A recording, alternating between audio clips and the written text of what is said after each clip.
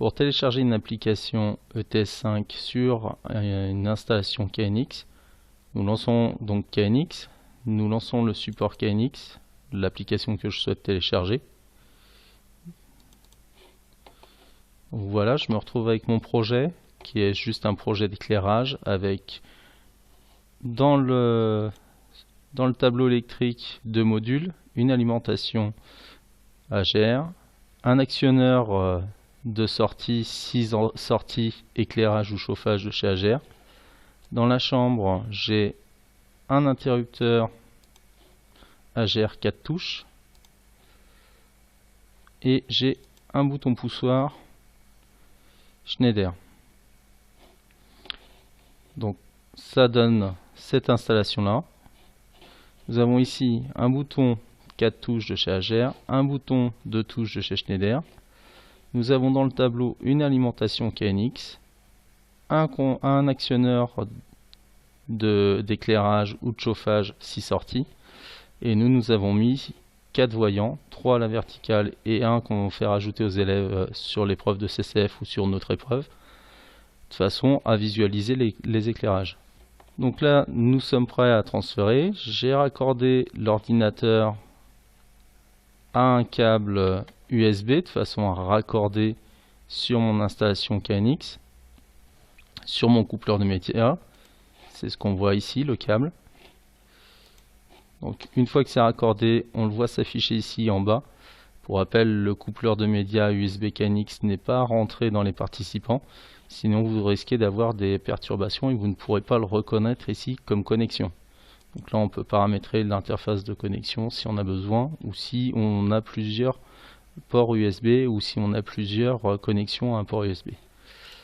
Pour télécharger, je me mets en haut de mon application. Donc là je veux télécharger l'ensemble du groupe d'éclairage. Donc je me mets ici. Je vais choisir de télécharger. Donc dans l'app. Je vais faire un téléchargement total parce que pour l'instant je ne les ai pas encore adressés physiquement, les appareils. Je vous conseille fortement de faire un adressage physique de tous vos appareils et de garder une adresse physique fixe de façon à éviter les problèmes de compatibilité quand vous passerez du matériel d'une installation à une autre. Donc là je vais faire un téléchargement complet. Donc là, il me demande si je désire garder mes paramètres d'interface de communication ou pas. Je vais garder mes paramètres. Et là, il faut suivre ce qui est indiqué sur la fenêtre de droite. Donc par exemple ici, il dit qu'il télécharge le programme du chauffage. Donc je vais vous montrer en direct ce que ça donne.